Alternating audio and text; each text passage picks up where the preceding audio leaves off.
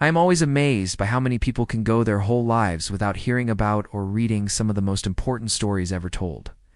So today, I'm going to take you into the forest with me and share one of those stories that has been passed down for generations in my family and is now finally being recorded for the first time. It's an ancient tale from before the days of recorded history that explains where the stars came from and why we only have one moon. It's called "The Moon Gave Me a Boy Made of Light and Clay." And this is how it goes. Before the beginning of time, there was only darkness. But from that darkness, two spirits emerged. A male spirit who represented the sun and a female spirit who represented the moon. Now, the male spirit loved the female spirit very much. In fact, he loved her more than anything in the world. He wanted to be close to her all the time, but she would never let him touch her, because she was afraid that if their bodies combined, all life on Earth would be extinguished just like that. You see, the moon and the sun cannot coexist at the same time. So if they were to join together, the Earth would be plunged into eternal darkness or eternal light, and neither would be able to sustain life.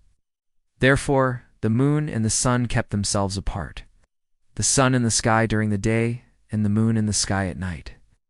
They could only meet when the sky was dark enough for the moon's glow to fade away. And even then, they had to be careful not to reveal themselves too much.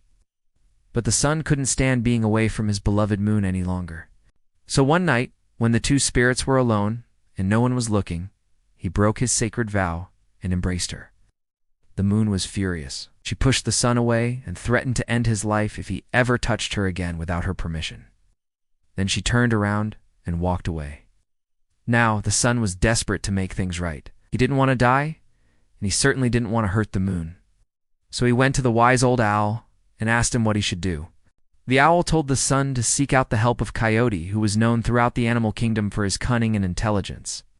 The sun went to Coyote and told him everything the owl had told him, and Coyote agreed to help him. So Coyote went to the moon and told her that the sun wasn't worthy of her love, that he was nothing but trouble. He said that the moon should let him, Coyote, be her lover instead. And the moon was actually lonely and tired of being pursued by the sun, so she agreed. Now the next night, when the sun and the moon were alone, Coyote put his plan into action. He flew up to the sun and said, "Hey sun, I bet I could reach your love before you reach hers." The sun didn't know what Coyote was planning, but he was desperate to win back the moon's love, so he made a deal with Coyote. Whoever reached the moon first would get her love forever. So the sun and the Coyote started racing across the sky towards the moon, and for a while, it looked like the sun was going to win. After all, he was the fastest thing in the sky, but Coyote had a trick up his sleeve. As the sun got closer and closer to the moon, Coyote began to transform. It grew feathers, wings, claws, and a tail. And by the time the sun reached the moon, Coyote had taken the form of a magnificent golden eagle and swooped down and grabbed her in his talons and carried her away across the sky. Now the moon was terrified, but when Coyote took her to his den, which just happened to be the hollowed-out body of a dead tree, he explained everything to her.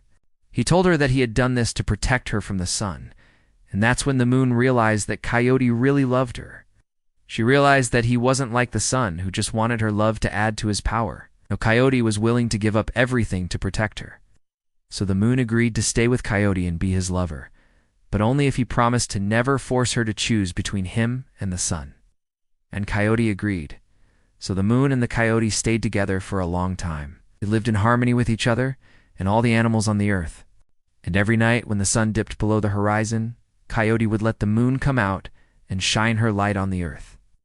But after a while, the moon started to miss the sun. She missed his warmth and his light and the way he made her feel alive.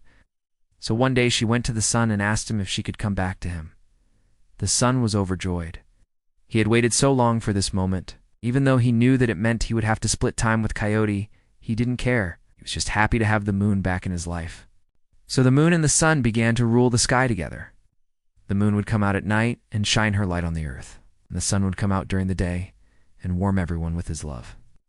And Coyote watched them from the ground and sulked over the loss of his beloved moon. Then one day, Coyote couldn't take it anymore. He decided that he needed to speak to the moon and find out why she had left him. So he approached her while she was shining in the sky and said, "Why did you leave me? Don't you love me anymore?" the moon felt bad for Coyote. She didn't want to hurt him, but she also couldn't deny her true feelings. So she told Coyote the truth. She said, "I still love you, Coyote, but I need to be with the sun. Our love gives life to the earth, and I can't give that up." Coyote understood.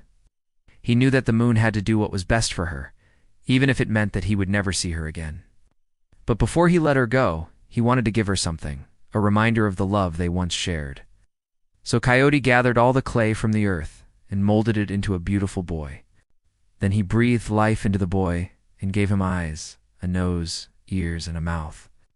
And when the moon saw the boy, she knew exactly what to do. She reached down and scooped him up in her light and brought him to the sun. And the two spirits raised the boy together and loved him with all their hearts. Now this boy was special. He was made of clay from the earth and light from the moon, which means he was connected to both the spiritual and physical worlds. And as he grew older, he learned how to harness that power. He could control the weather, heal the sick, and even raise the dead. But the boy's powers didn't last forever. Eventually, he became very sick, and the sun and the moon were desperate to save him. They went to the wisest elder they knew and asked him what they could do. The elder told them that the only thing that could save their son now was the heart of a coyote. The moon and the sun were horrified. They didn't want to kill a coyote, especially since Coyote had helped them so much in the past. But they had no choice. If they couldn't find a coyote's heart, their son would die. So the moon and the sun went to Coyote and told him what they needed and asked him if he would be willing to sacrifice himself to save the boy. Coyote was honored that the moon and the sun had come to him for help.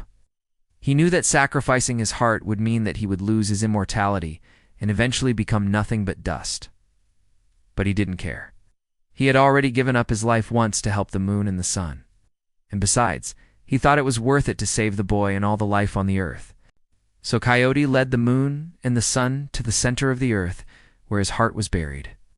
They dug it up and used it to heal the boy, and then Coyote's spirit came to him in a dream and told him that he would one day return. When the boy heard this, he was filled with hope.